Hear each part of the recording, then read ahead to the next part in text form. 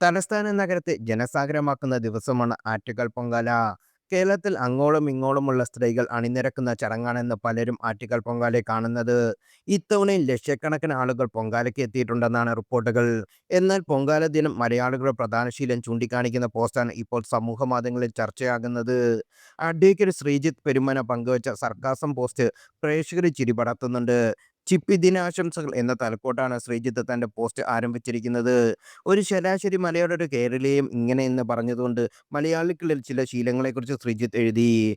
പെരുന്നാൾ വന്ന് എന്നറിയാൻ മമ്മൂട്ടി നിസ്കരിക്കുന്നതിന്റെ വീഡിയോയും ഫോട്ടോകളും കൈരളി ടിവിയിൽ കാണാമെന്നാണ് ശ്രീജിത്തിന്റെ ആദ്യ പോയിന്റ്. കാലവർഷവും വെള്ളപ്പൊക്കവും വന്നെന്നറിയാൻ മല്ലികാ സുകുമാരൻ അവരുടെ വീട്ടിൽ നിന്ന് കലത്തിലോ ബോട്ടിലേക്കോ കൊണ്ടുപോകുന്ന ചിത്രങ്ങൾ മലയാളികൾക്ക് വേണമെന്ന് ശ്രീജിത്ത് പറയുന്നു. ഏത് വിശേഷ ദിവസമായാലും അതിന് പൂർണ്ണത ലഭിക്കണമെങ്കിൽ അന്നേ ദിവസം കൈരളി ടിവിയിൽ വല്യേട്ടൻ കാണണം എന്നും പോസ്റ്റുണ്ട്. പൊങ്കാലയാണെങ്കിൽ പട്ടിൽ പൊതിഞ്ഞ ചിപ്പി അടുപ്പ് കത്തിക്കണമെന്നും ശ്രീജിത്ത് കൂട്ടിച്ചേർത്തു.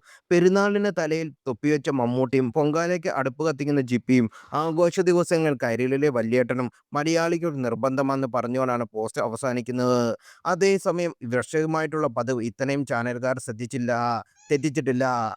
പൊങ്കാലയിടുന്ന ചിപ്പിയെടുക്ക് പ്രേക്ഷകർക്ക് കാണാൻ വേണ്ടി മാത്രം പ്രത്യേക ക്യാമറയെല്ലാം പലരും അറേഞ്ച് ചെയ്തിരുന്നു. ചിപ്പിയെ കാണാൻ തടിച്ചുകൂടിയ ആൾക്കൂട്ടത്തെ പിരിച്ചുവിടാൻ പോലീസ് ലാത്തി വീശിയെന്നും വാർത്തകളുണ്ട്.